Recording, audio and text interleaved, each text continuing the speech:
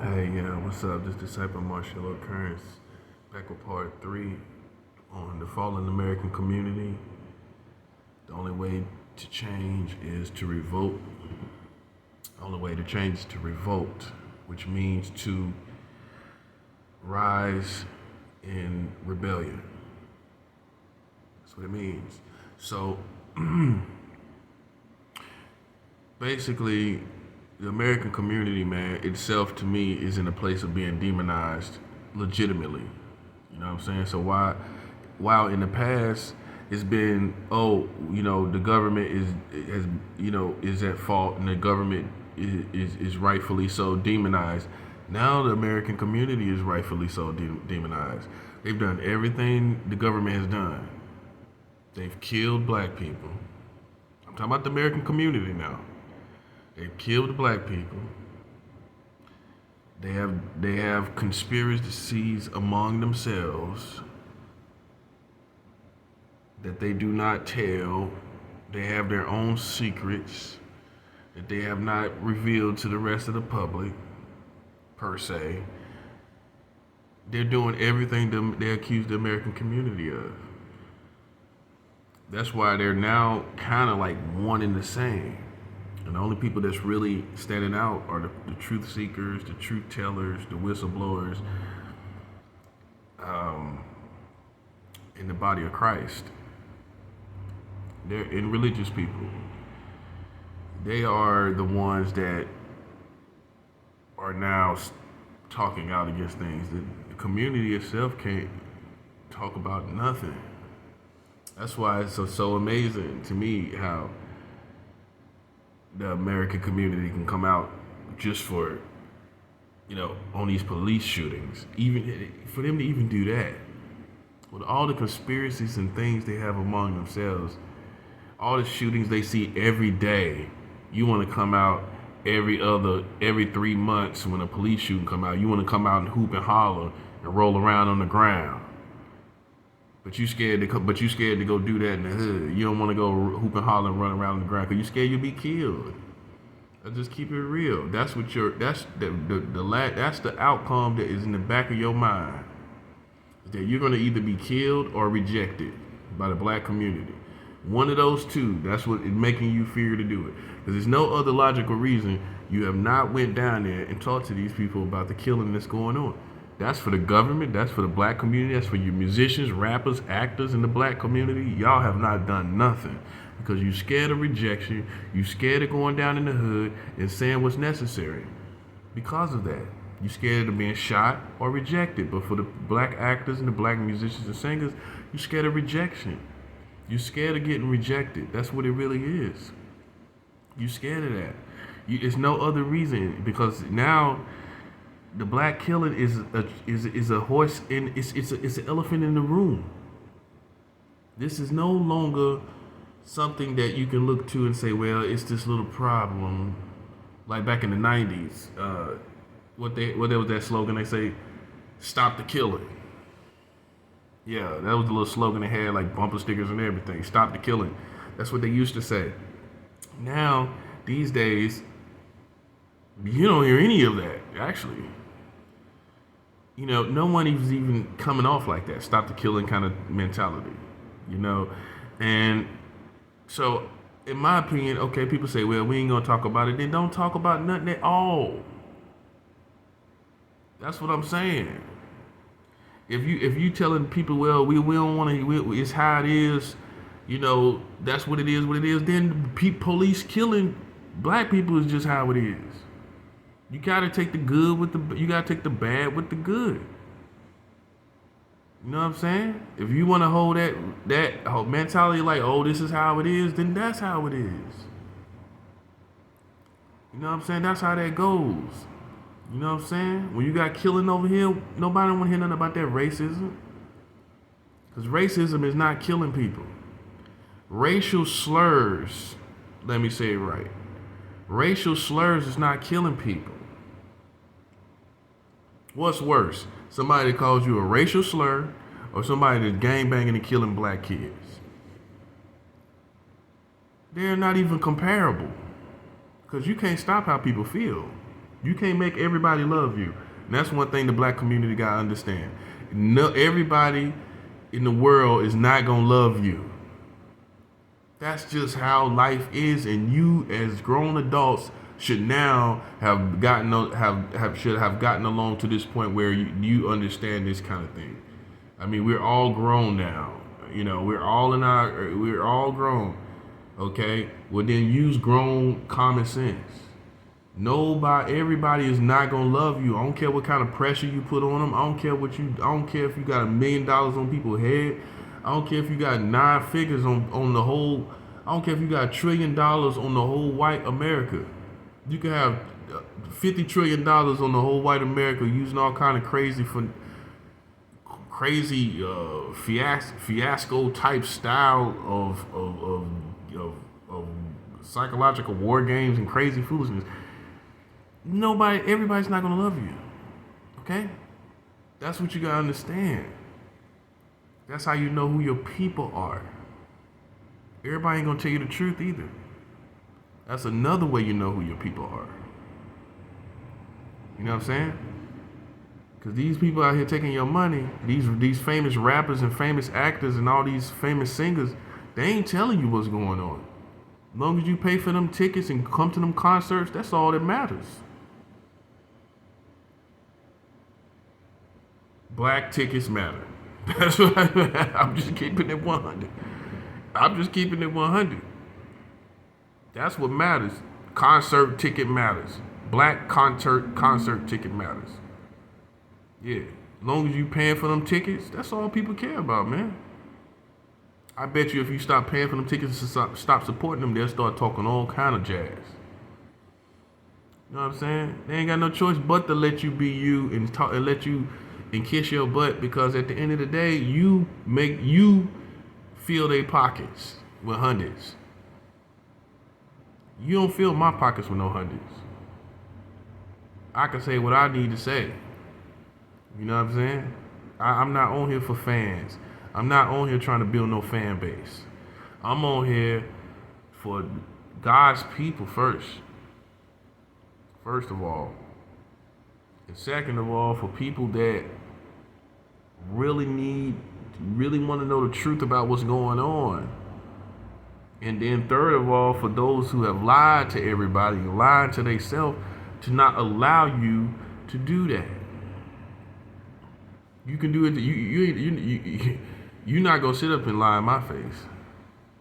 With all this black on black crime going on, you don't have the nerve to even talk about nobody being racist. You don't. You don't have no right to talk about nobody being racist. All these black killings. Get that together.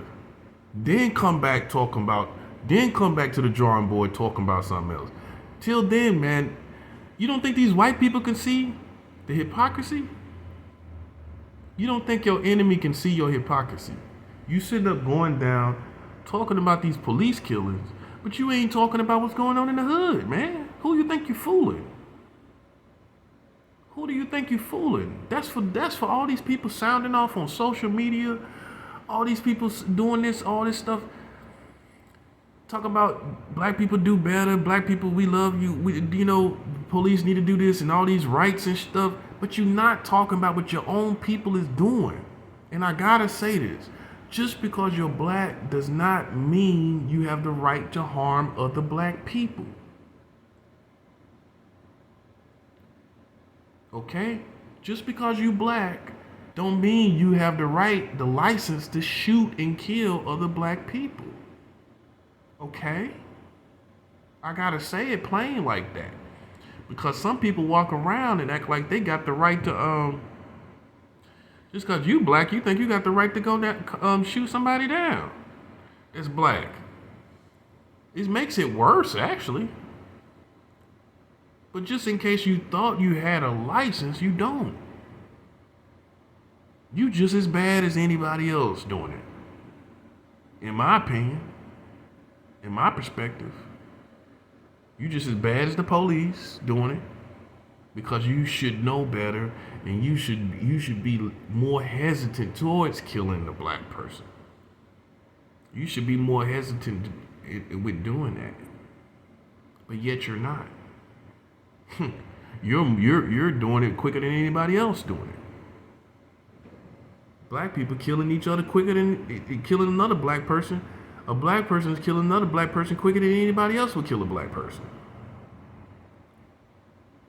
And you sit up here want equal this, equal that, crying on social media about the least thing somebody said. You don't think white people could see the hypocrisy? You don't think they have enough brains to think, gee, well, they're killing each other down there, though. And they're calling each other the same racial slogan. Some people don't have that concept that you have, that you think it's cool over here and racist over there. Some white people don't get that because they feel like, and if it's that bad of a word, nobody should be saying it. If you didn't like how your ancestors were treated with that word, then you shouldn't be using it at all in no type of form or fashion. Period.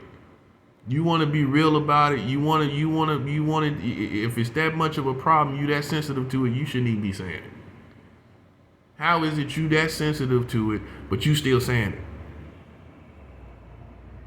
That's real. That don't even make sense, really. It really don't. Because if you're saying it, you shouldn't be that sensitive to it at all. That's real. No matter the definition, no. And it can rub you the wrong way. It can rub you the wrong way if it's said to you. That's a fact. But if you really look at it for what it is, it's a word that cannot be reversed into a good thing. Have I been guilty? Of course I've been guilty. I used to rap. Of course I've been guilty of using that word. But I evolved and I grew up. I didn't stay there. You don't have to stay there. Just because you've been using the word, just because you was ignorant, and just because you didn't know any better, you don't have to stay in that state for nobody. You can change. You have the right to change. You have the right to change as a human being. Nobody can hold you to what you used to do. You have the right to change. You have the right to change anything you do. Nobody can hold you to nothing. That's what makes you grown, and that's what makes you human.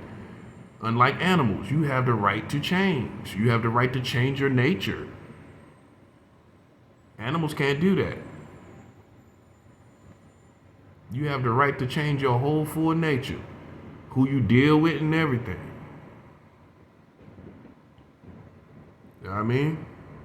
So if you really want to be 100, it's just a word that, with too much pain on it. It's too much darkness on the word. You think about how many times people died and that was the last words they were hearing. Chanted over and over. As they was going out of going in and out of consciousness. That's the last word they kept hearing, and you just think it's cool. And you get offended if somebody else say it, like Joe Biden said, man, the whole internet would crash. If Joe Biden said it on TV and walked off the stage, y'all would want him impeached. White people too. He's being impeached. Joe Biden will be impeached. He said the N-word that's it. That's all. That's it. He's done. That's what you would be saying. But yet your favorite rapper that hates the word coming from white lips says it and loves it coming from black lips. From the same people that hate it. It's an oxymoron almost. And someone has to stand up and say, hey, we've been looking at it all wrong. This is a word that was not able to stand the test of time. And you know why? Because it still hurts you. It still hurts you. So it did not stand the test of time of evolving into something else. It didn't. If it did, then no matter how many times white people called you that, it wouldn't matter. Because it would have sophisticated and evolved like you thought it, like you said it did. If it had evolved to that level of sophistication and to limits and to lemonade, then you wouldn't even be offended. It don't matter what they say it from, what heart they say it from. It wouldn't matter because you would have sophisticated, your culture would have sophisticated the word and everything around it so much that you would just laugh it off. That's real. So you obviously, so that lets you know, because it still bothers you, you have not, that word didn't evolve. It didn't make it. It didn't make it, man. If it did, there's no way, if a person mean it offensive or not, you would be that offended. Because your culture would be so ahead, like we're so beyond, that means a whole different thing to the point where it don't bother us. It's a whole different thing now. It never became a whole different thing. You know why? Because racism never stopped also. So while you were saying it in this context, there was always someone saying it in the original context. There was always someone saying it in the racist way. And so you didn't even have room to breathe from the original interpretation. The original interpretation was ever before you. You never had room to breathe from it. You know what I mean? If you had time to breathe from it, and then people popped out, they were like, "Hey, we way beyond that now. We don't care what he talking about." But you didn't evolve past it. It took both sides to do that. It took white people to evolve with you and not say it and not be racist as well. And you still say it among yourselves for that to evolve and be strong enough to stand. It was like a little shrub that kept getting dug up from the racism on the other side and the original interpretation of the word on the other side. So the word didn't make it. That's why you're still mad about it. Because it's racism still going on. And the original word never left. It's ever before you. You know what I mean? So that's what you got to look at. This is all that's going on in your culture, right where you living at. Now you got white people saying it to each other.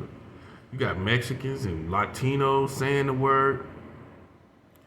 And everything, everybody's in on it now.